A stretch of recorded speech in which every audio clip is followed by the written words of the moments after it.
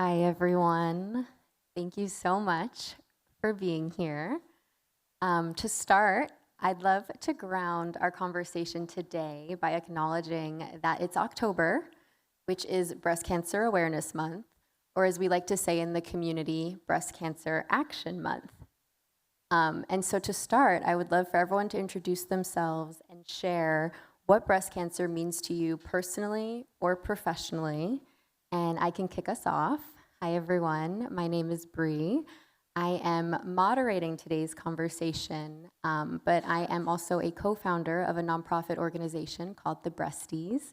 And we are a support group for anyone impacted by breast or gynecologic cancers, those who identify as survivors, previvors, stage 4 thrivers, and caregivers.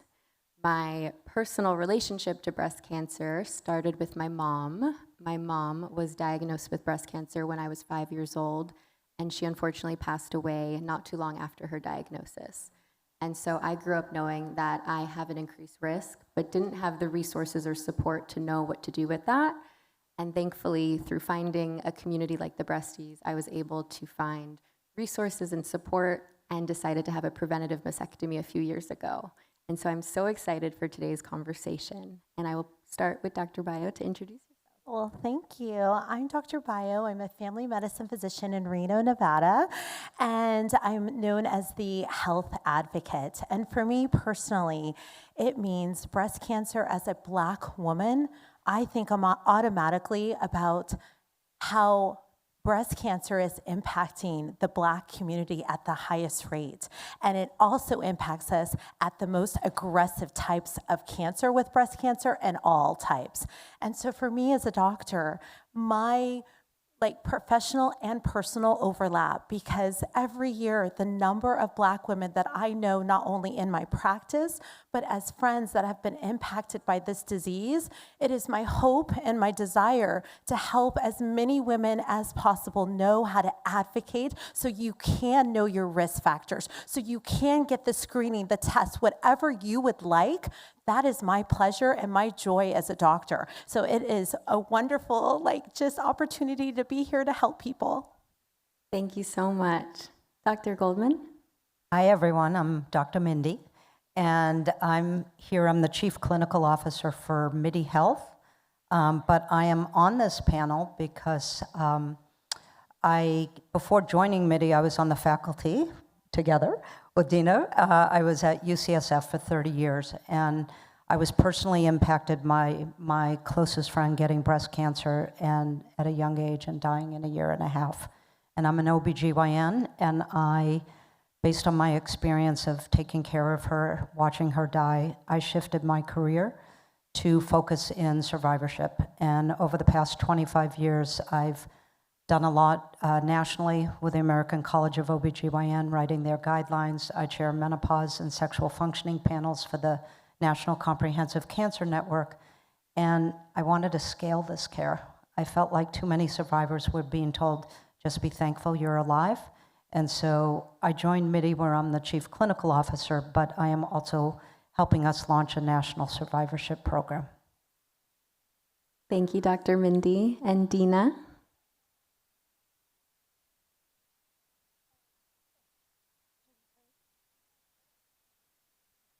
Hi, everyone. I'm Dena Goldberg, also known as Dena DNA. I'm actually not a doctor like it says on the screen. I'm a genetic counselor, but I got a new degree for today, so I'm excited about that.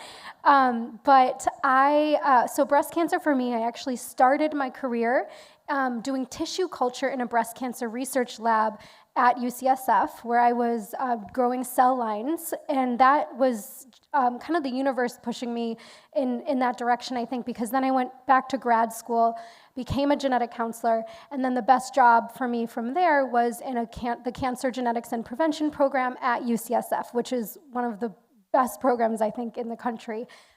So I am a hereditary cancer specialist, and I see a lot of people who have an increased risk for breast and many other cancers because of their genetics. I also, on a personal level, my mom's very, very best friend died when I was young from breast cancer, and I am Ashkenazi Jewish, and in the Jewish community, we have very high rates of BRCA mutations.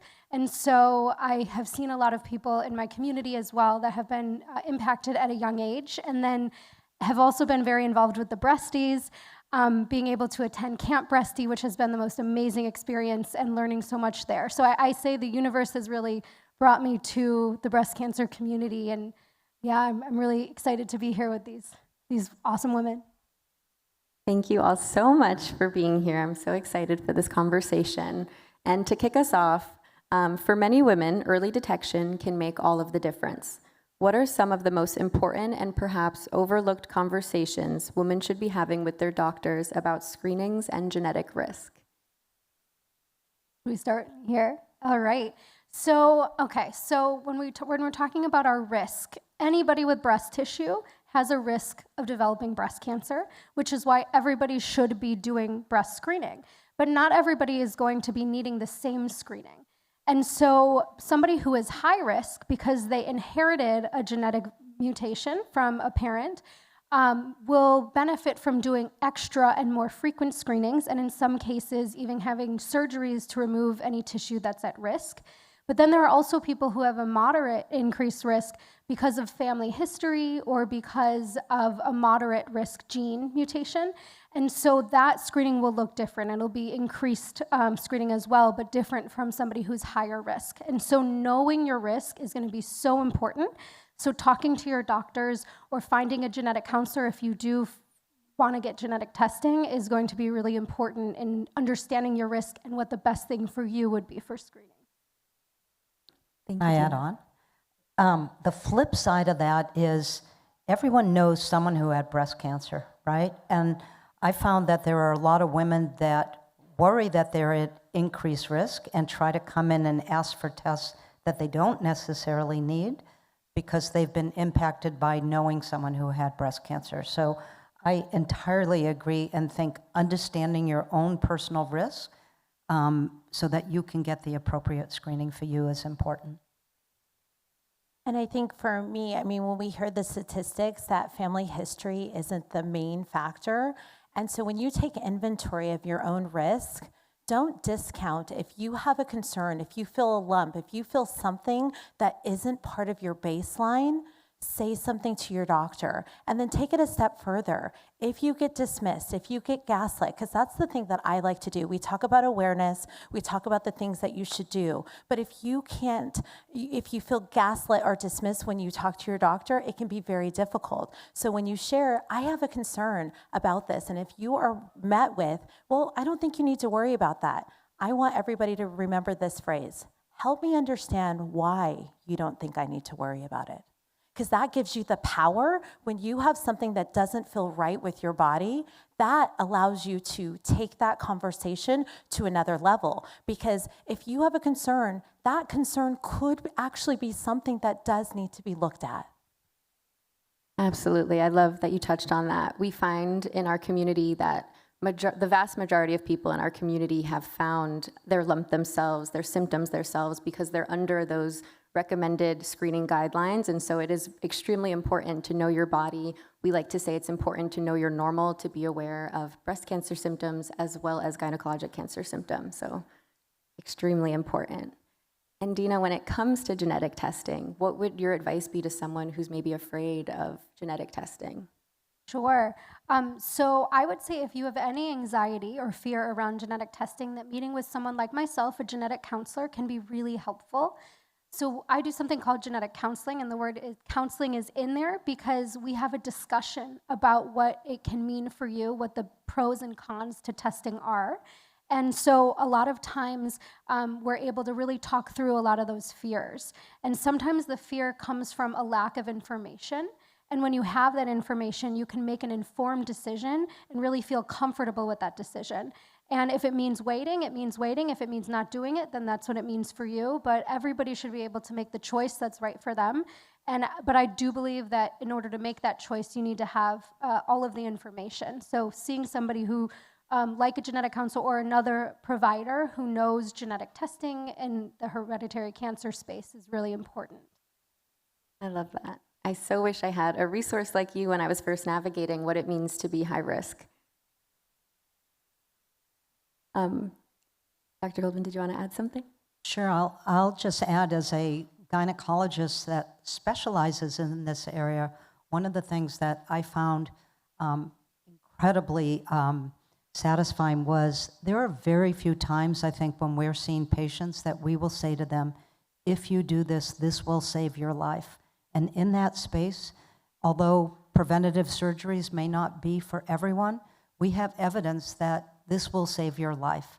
And so I found that being able to share that with patients was just so empowering that they knew they could take actions when and if it's right for them that could save their life. Love that. Information is power. I love that so much. Dr. Bayo, you're a strong advocate for equitable access to care. Thank you for your work. We know all too well in the community that there are barriers to equitable care. I know that for my mom, as a Latino woman, she was dismissed multiple times despite asking for imaging, and that by the time she was diagnosed with advanced disease. And this happens very often in the community, we find. What is your advice for patients of how to advocate for themselves within a healthcare system that can often feel overwhelming or dismissive? Well, I touch on the fact that you mentioned with your mom and how that could make a difference when you know something's wrong, but people try to tell you that it's all in your head. And you're like, I know this isn't normal. And so my advice is, first, make sure that your voice, that you hear that internal dialogue, that you honor it. Do not doubt it, because there's a reason why you hear that. And second is to continue to persevere. And so how you can do that first is, number one, if you go to a doctor and you are not heard and you are dismissed, I gave that language that can help. The second thing is bringing someone with you. Have that witness. Have someone who may help you memorialize or listen to what that doctor is saying, especially if they won't listen to you. The other thing is to take that power back by using the words and the concerns that you have and prioritize it. So I'll give a great example. I call it being clear, concise, and confident. So everybody here, I'm going to ask you to think about something that might be bothering you right now, a concern or a friend that has a concern. I'm going to ask you to think about those two symptoms that are really bothering you and writing that down, and then describing it in a way that how it has impacted your life. A great example, let's say you have a lump on your breast. Instead of saying, I feel like I have something here, and we just learned how you shouldn't say the word just. Instead, you say, I've had a lump on my right breast. It is not normal for me, and I am concerned about it. And what is the plan to do about it? What is the next step? So for those who are marginalized communities of color, those who are women of color in this room, that gives you the power and the language. And as we know as clinicians, when I described it that way, you and I knew that helps a doctor. All of a sudden, I need to pay attention. So my hope is, as a doctor, to give you the language that I know as a physician that perks up my ears, like, I need to take a look at this. I give it to you. So that way when you go and you are with a loved one or you are in a situation where you know something isn't right, you can use it to get the care that you deserve.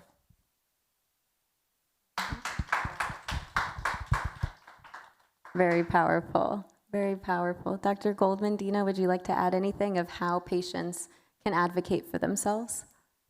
I loved everything you said. And it's amazing. It brings me back. There are so many times that I've had, whether it's friends, family, colleagues, ask me about something that's going on medically, and I have so many times told them the words to say to their clinician to make sure they will get either the evaluation or the treatment that they need. And we shouldn't have to do that, right? But we do. It's interesting that you talk about people being gaslit, because I would say that's what we're seeing with menopause. We already had a panel where people were talking about women being gaslit. And as it comes to breast cancer, what I see every day is a lot of the breast cancer treatments throw people into menopause, whether it's chemotherapy, whether it's ovarian suppression shots, or whether it's surgically having your ovaries out as part of your breast cancer treatment. They get thrown into menopause, and oftentimes people are told, be thankful you're alive and just deal with the symptoms. We know that perimenopausal and menopausal women in general are not being listened to and are being given all this misinformation, but I think it's even heightened when you have cancer. And the message that I try to give to people all the time is that is not true. There is no reason to suffer. We may not be able to do all of the same treatment options that we do for menopausal women when it comes to things like hormone therapy, but there are always, always treatments that can be offered, and no one should have to suffer. Love that. So important and such a under-discussed topic. Well, Dena? yeah, I was just going to add, when you're talking about advocating for yourself, that sometimes a provider may only offer you an option that they are used to offering. And so asking about, is this the only option, or are there other options? Or, is this the option that you're comfortable with? What are the other options? And then the other part of that too, especially with the diagnostic testing world, is that I hate letting insurance make decisions for me when I know with my clinical judgment that somebody should have a test. And so there are ways, if you are told no for a procedure, for a visit, for a test, you can ask if there's a cash pay rate. And a lot of times these companies or these clinics will have a rate if your insurance won't cover something, because you should be able to get care.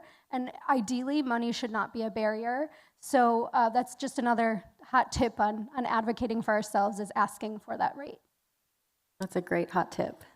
Thank you. And Dr. Goldman, to go back to the topic of sexual health and menopause and your work, since these are such often under-discussed topics, what are some of the lasting effects survivors face, and how can we normalize these conversations more? Yeah, particularly when it comes to sex, there's lots of studies that say oncology providers don't ask about it because they don't feel comfortable, and patients feel uncomfortable bringing it up to their doctors because they think their doctors feel uncomfortable, and so it just never gets discussed. And that shouldn't be the case. As I said, there are a lot of reasons that people get thrown into menopause, and for some breast cancer patients, some of the side effects are more severe. So the side effects are more severe if you had normal menstrual functioning and boom, you're dropped into menopause from chemo or surgical menopause. If you have breast cancer and you're on an aromatase inhibitor, which is often used to treat the most common type of breast cancer, hormone-positive breast cancer, that shuts down all estrogen production in the body. You're actually more shut down than menopause. And the side effects of that can be really severe. The vagina, the outside vulva, the bladder are all very, very estrogen sensitive. And the side effects can be not just sexual, it can be that you're sitting and your vagina feels like sandpaper, or you pee and you wipe yourself and you tear your skin. These are really significant problems, and anyone working in this space should know how to have the conversation, and there are treatment options. So certainly there's plenty of over-the-counter things that may make the tissue feel better, but it turns out vaginal estrogen is a very reasonable option for breast cancer survivors, including those with hormone-positive disease. There are no studies that show the use of vaginal estrogen impacts survival from breast cancer. So my advice is, if you are just not getting the questions that you have answered, please seek out care from an expert, someone that can help you walk through what's going on, why is it going on, and what are safe and effective treatment options that you can use. Thank you so much for that. I know that is such a under-discussed topic, and I think the importance of finding experts that can actually speak to it is so, so important. Thank you for that.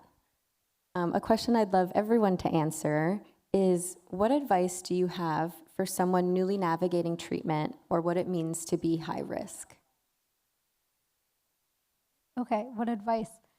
Well, I'll take the high risk thing. So I think what I have learned from working with the patient community is that community is so powerful. And so if you find out that you are high risk, you're gonna have a lot of questions and a lot of choices to make. And it's really another category of navigating care. And so finding a community of people that are making the same types of choices is going to be really powerful, and there's lots of wonderful communities out there.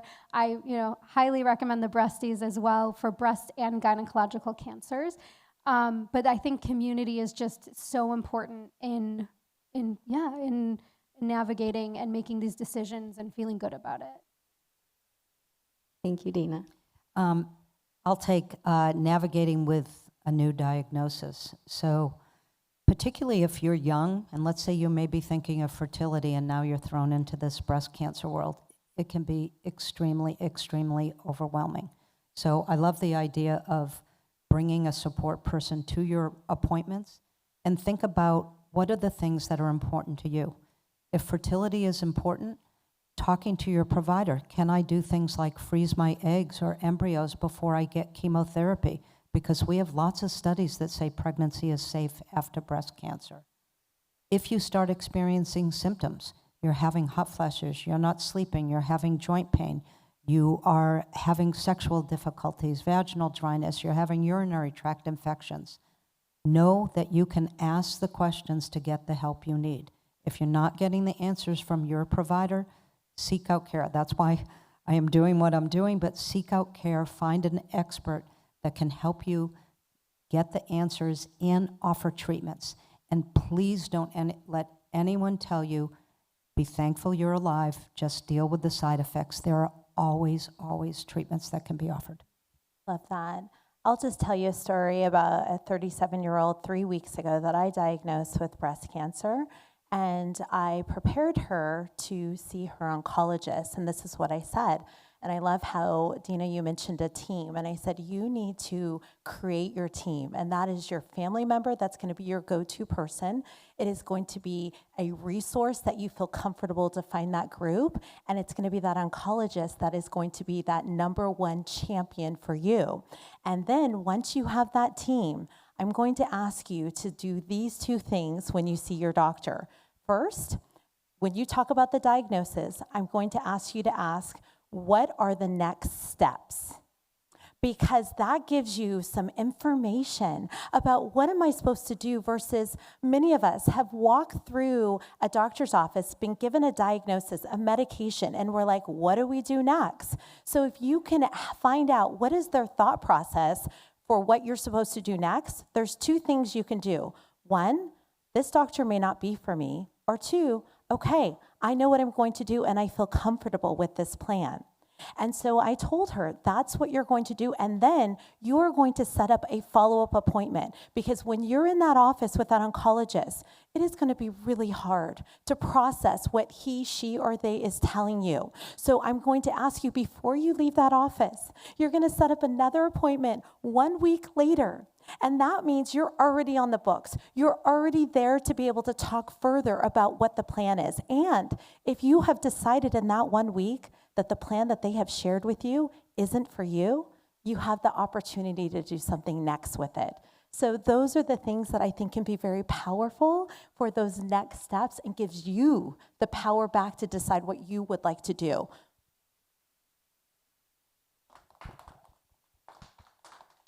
I love that. So actionable. I absolutely love that. And our last question before we open up for Q&A that I'd love everyone to answer, as we look toward the future of breast cancer care, where do you see the greatest opportunities for progress, or what are you really excited about? Starting again? Okay. Okay, so because I'm really on the front end in the prevention space, I think it would be really, really wonderful if we can lower the amount of women who do get diagnosed by understanding it better, and by being able to, or being able to catch it much earlier. And so there's a lot of really awesome technologies that are allowing us to do something like a liquid biopsy, which is looking for presence of tumor markers and finding them much earlier than imaging. So that's something that I think is very exciting. And other technologies like that I think will be coming out where we can really find things early and learn more. And I'm hoping that science in general receives more funding, and that people can really trust in science and research, because we're really going to need that for all of this to happen. Thank you, Dena. Dr. Goldman? Yeah, That's so important. So certainly we need better screening and prevention. On the treatment side, what has happened a lot over the last 10 to 20 years is more individualized treatment. So when you say you have breast cancer is not breast cancer, is not breast cancer. It's a compilation of different diseases, and that means they should be treated differently. And we have many more tests, and hopefully we will get even more tests to allow more individualized treatment that minimizes toxicity and side effects and allows people to do better. So that's one thing. The other thing is when it comes to quality of life, because breast cancer is not breast cancer, is not breast cancer, I just want to raise the hormone therapy question because we heard about it earlier, but there are some people with breast cancer who can use hormone therapy. And again, I think that our knowledge in this area hopefully will change. We're still being held back by data from 25 years ago. We need more studies going on looking at current formulations of hormones in breast cancer survivors so that we can give people better advice and not say, well, you know what, there's gaps in the literature right now about using the current formulations of hormones that are more breast neutral, but using them in breast cancer survivors. So my hope is that we continue getting better individualized treatments by technologies that help us get there, and then we start doing the research on hormone therapy in breast cancer patients. I love that. Thank you, Dr. Goldman. So it's these conversations like here that really give me hope, where we are in front of people sharing the information that often isn't being talked about. And the fact that women are feeling their voices and sharing their stories and sharing how HRTs have made a difference, that maybe you didn't know that this was an option for you, or talking about their journey of breast cancer and how they hope that you don't have to go through what they did. So this amazing continuity or of coalesce of stories and movement excites me. So just being up here with these ladies and sharing the information, because I know right now, everyone has a takeaway right now in this audience. And that takeaway is going to help somebody else. So these movements are actual action that's happening that's going to make a difference for a woman somewhere, somehow, just through this session. Absolutely. Absolutely. I love that. And I would quickly add to that something here it is. No, we're back. Something that I have a lot of hope around is that there's been a big push in the community around the importance of stage 4 research. Stage 4 research is severely underfunded. It receives the least amount of funding. Stage 4 breast cancer is the only breast cancer that kills, and progress for stage 4 research is progress for all stages. And so this push to increase stage 4 research is really important this month more than ever in October. So I really encourage everyone to know where your money is going, to be aware of pink washing, to support organizations and communities that are directly supporting the community or giving back to stage 4 research.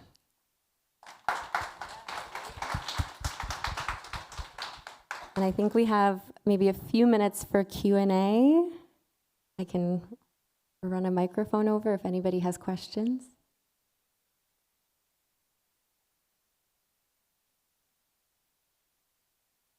Any questions for our incredible experts up here? Yes.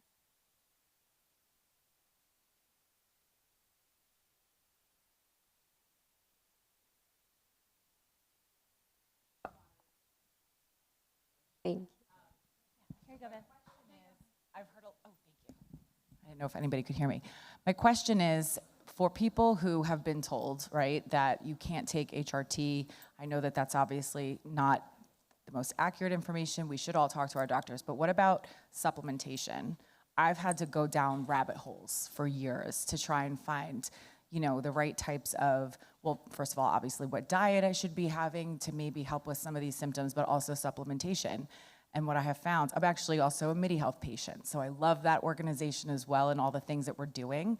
But the one thing that over years of survivorship, I've not really gotten clear answers from any doctor on is like nutritional supplementation or vitamins that you should be taking, things like that.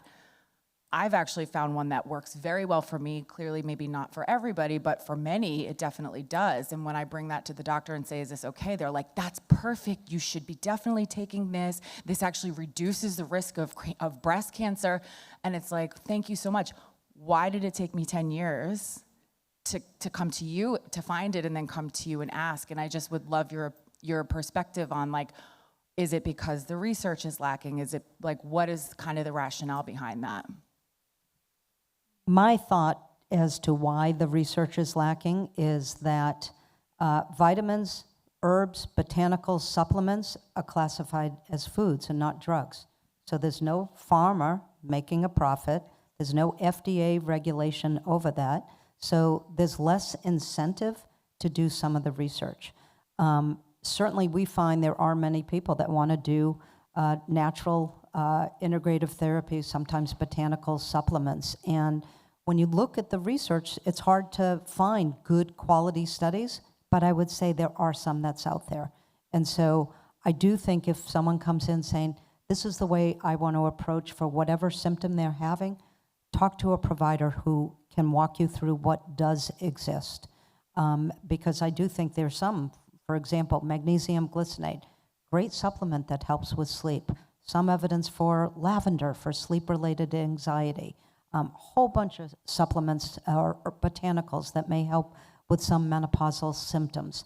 A lot of physicians, and particularly traditional, I don't know what you have found, but a lot of traditional allopathic physicians just say, I don't know about this stuff.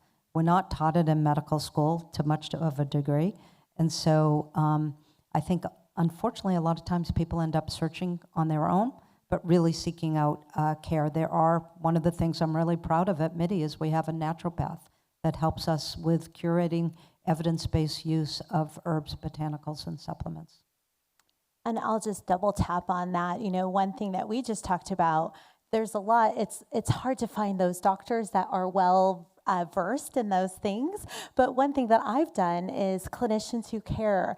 And so I'm just going to take really quickly, anyone in this audience has been personally or knows someone who's been dismissed or gaslit? Raise your hand. Correct, right? And so all of us have had this experience. So I recently started, it's a free crowdsourced patient recommended list that helps you find a doctor that may be well-versed in nutrition, that has been shown to listen, care, and believe their patient. And so that is my hope of connecting you with the doctor out there that may know about those studies that can actually help you in real time. So I know, as speaking of time, I've got to wrap it up. So I tried to do that in 20 seconds, and I hope I did okay. Great job. That was perfect. Thank you so much. Thank you, Flow Space. Thank you, She Media, for having us. Yes, Thank you, thank Dr. Bayo. Thank you, Dr. Goldman. Thank you, Dena. Thank you all for being here. Thank you.